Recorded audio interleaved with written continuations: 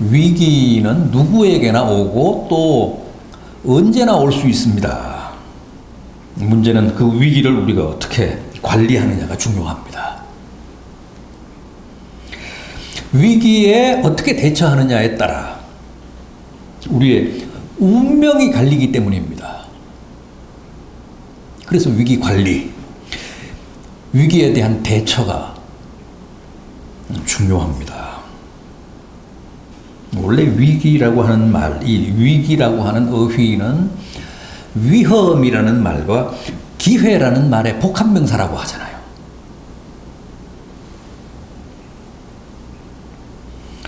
위기는 위험인 동시에 또 우리에게 기회입니다. 잘 대처하고 잘 극복하면 더욱 도약하고 발전할 수 있는 기회가 되지만 잘못 관리하면 벼랑 끝으로 내몰리고 결국은 추락하는 큰 위험이 될 수밖에 없다는 겁니다. 오늘은 베드로의 실패 원인을 살펴보면서 그는 그 일생일대의 위기를 어떻게 극복했는지 한번 짚어보도록 하겠습니다. 마지막 부분 74절을 한번 보십시오. 그가 저주하며 맹세하여 이르되 나는 그 사람을 알지 못하노라.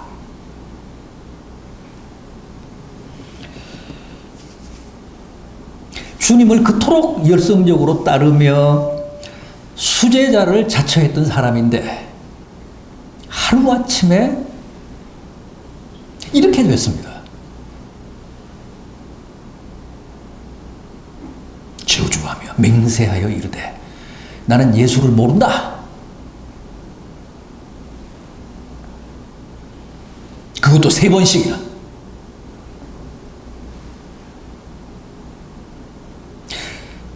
대체 베드로의 이런 실패의 원인이 무엇이었을까요?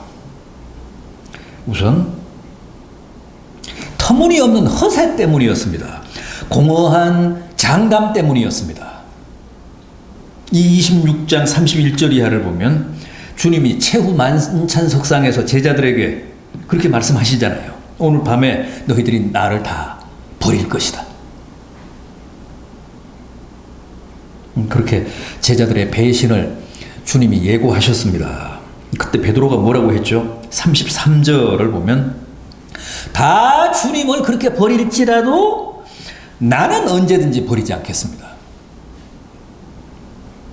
그러자 주님이 베드로를 향해 더 구체적으로 오늘 밤 닭 울기 전에 네가 나를 3번 부인할 것이다.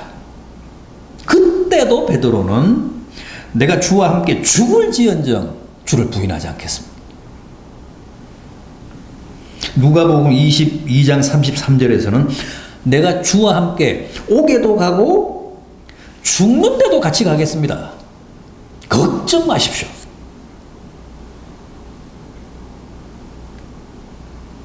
주님의 말씀을 진지하게 심각하게 듣지 않고 허투루 함부로 들으면서 터무니없이 장담을 남발했습니다. 다 주를 버릴지라도 나는 버리지 않겠다. 옥에도 같이 가고 죽는데도 같이 가겠다. 베드로는 확실히 당시 헛된 우월감에 빠져 있었던 것 같습니다. 주님의 고난이 코앞에 닥쳤음에도 때에 대한 아무런 분별도 없이 감각도 없이 이렇게 터무니없는 허세만 부리고 있었습니다.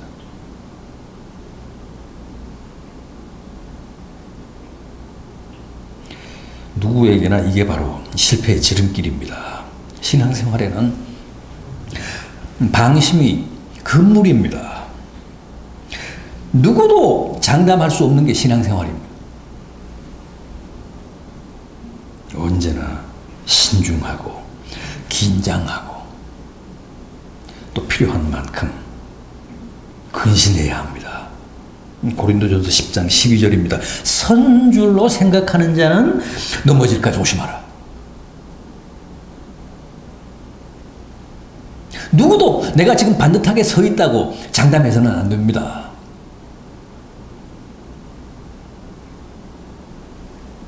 한순간 넘어질 수 있다고 생각하고 늘 깨어 있으라는 겁니다. 근신하라는 겁니다.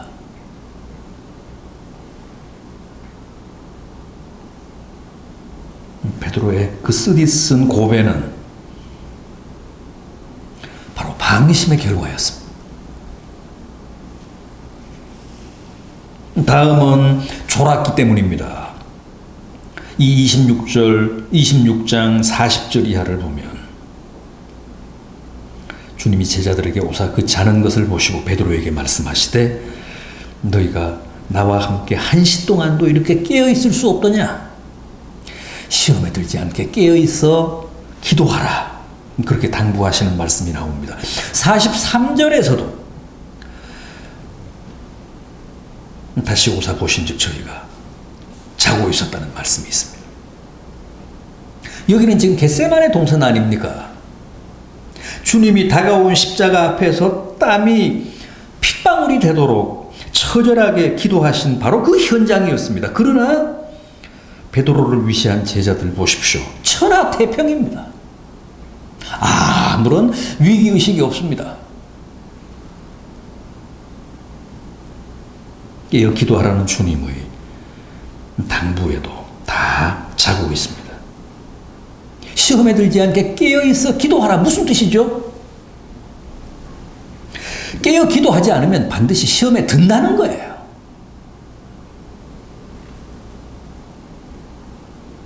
베드로전서 5장 8절입니다. 근신하라. 깨어라. 너희 대적 마귀가 우는 사자같이 두루다니며 삼킬 자를 찾는다. 사실 우리가 겪는 대부분의 시험은 다 여기서 오잖아요. 깨어 기도하지 않고 졸기 때문에 당하는 시험이 대부분입니다. 그런 사람은 영락 없습니다. 마귀의 밥입니다. 그야말로 무방비 상태에서 일방적으로 당하는 겁니다.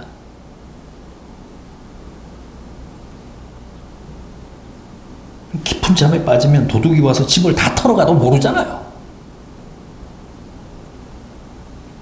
우리 영혼도 마찬가지입니다.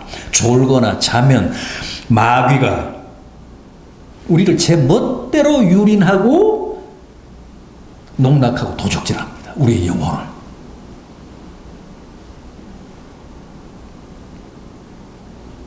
그래서 고린도전서 16장 13절은 깨어 믿음에 굳게 서서 남자답게 강건하라 그랬습니다.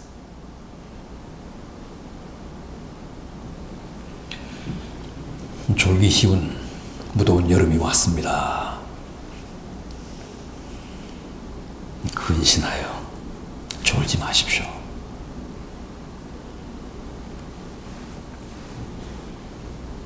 이 38절 하반절에서 주님이 분명히 당부하셨습니다. 너희는 여기 머물러 나와 함께 깨어 있으라. 주님과 함께 깨어 있어야 합니다. 그래야 실족하지 않습니다. 그래야 베드로처럼 바닥까지 추락하지 않습니다. 다음은 주님과는 멀리하고 세상과는 가까이 했기 때문에 실패했습니다. 베드로가.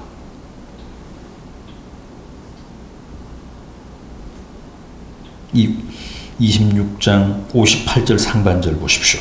베드로가 멀찍이 예수를 쫓아 대제사장의 집까지 가서 그랬습니다. 당시 베드로가 주님을 멀찍이서 쫓았다는 얘기는 이 마태복음 외에도 마가복음, 누가복음이 다 전합니다. 여러분, 늘 부탁드리지만 우리는 주님을 쫓되 바짝 쫓아야 합니다. 멀찍이서 쫓다가는 자칫 놓치기 쉽습니다. 주님과의 관계에는 안전거리라는 게 필요 없습니다. 그런데 이상하게도 우리는 운전할 때는 안전거리를 무시하면서도 주님을 쫓아갈 때는 꼭 안전거리를 고집합니다. 왜 그럴까요? 왜 그렇게 멀찍이서 주님을 따라갈까요? 그게 부담이 없고 편리하다고 생각하기 때문에 그렇습니다.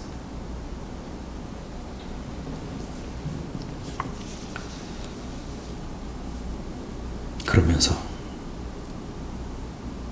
또 세상과는 가까이 합니다.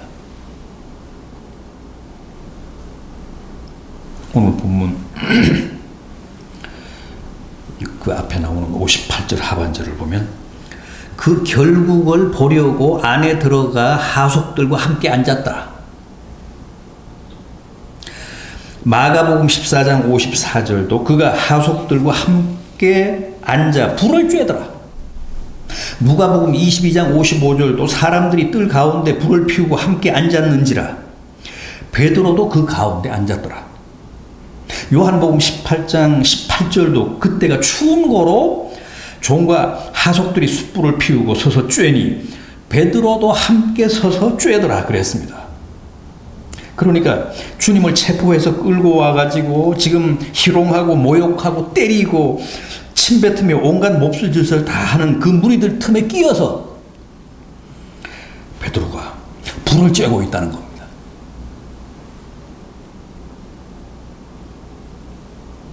함께 해서는 안 될 자리에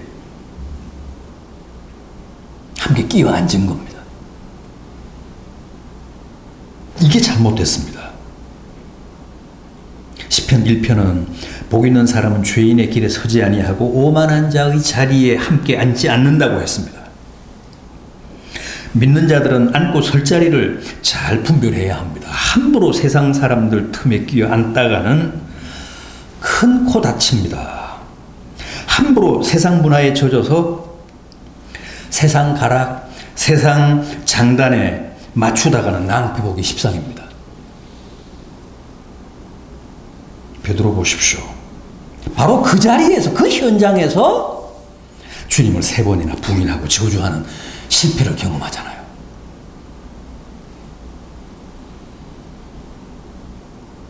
그랬던 그가 어떻게 그 위기를 극복했을까요? 용케도 주님의 말씀을 생각했습니다.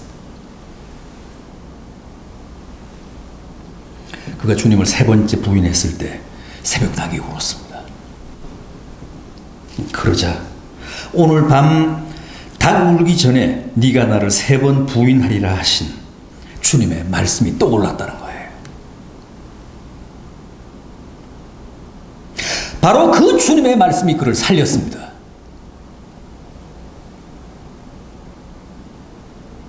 그 주님의 말씀이 그로 하여금 제정신을 차리게 했습니다. 여러분, 주님의 말씀이 나를 구출하는 한 줄기 빛입니다. 주님의 말씀이 바로 나를 참담한 실패에서 건져내는 한 가닥 생명줄입니다.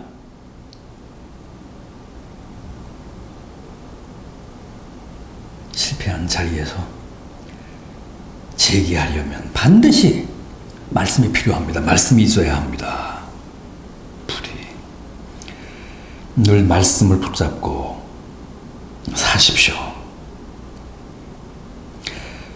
혹 실패하셨다면 다시 주님의 그 말씀으로 회복하십시오. 그 위기를 극복하십시오.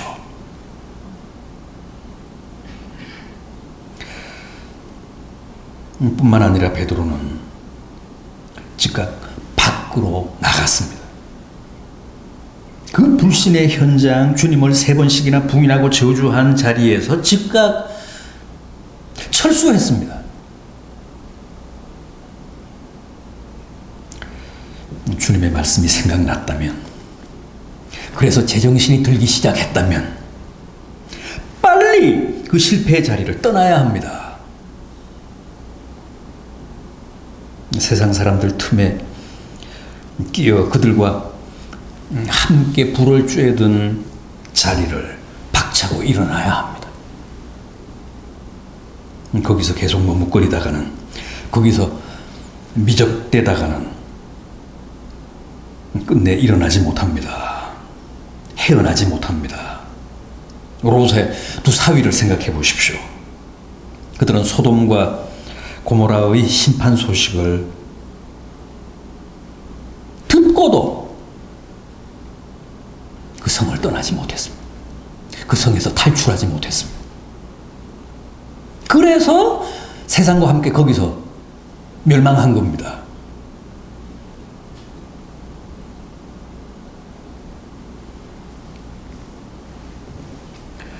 반드시 말씀을 통해 내게 깨달음이 오면 우리는 그 실패의 자리에서 박차고 일어나야 합니다. 베드로는 그랬습니다. 즉각 밖으로 나갔다고 합니다. 그리고는 어떻게 했다고요? 심히 통곡했다는 겁니다. 본문 마지막 절인 75절을 보십시오. 이내 베드로가 예수의 말씀에 다굴기 전에 네가 3번 나를 부인하리라 하심이 생각나서 밖에 나가서 심히 통곡하니라. 이 통곡은 뭡니까? 당연히 회개의 통곡이죠. 이것을 우리는 통회라고 합니다. 통곡하면서 회개하는 것, 통회. 통회는 절대 형식적인 회개일 수가 없습니다. 통회는 절대 거짓 회개일 리가 없습니다.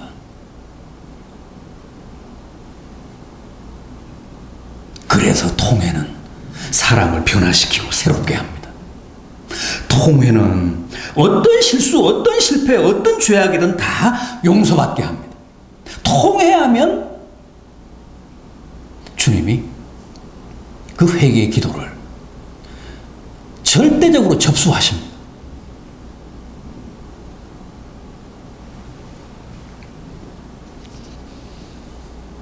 사실 베드로의 이 주님 부인의 죄는 보통 죄가 아닙니다. 아주 악성입니다.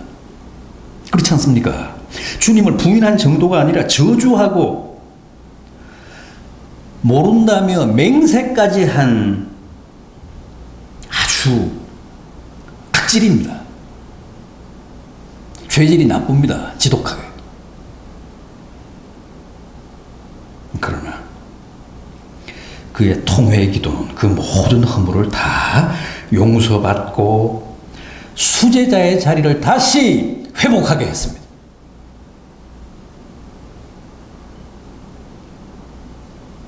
통회하고 참회하심으로 모든 아픔과 실패와 위기를 극복하시고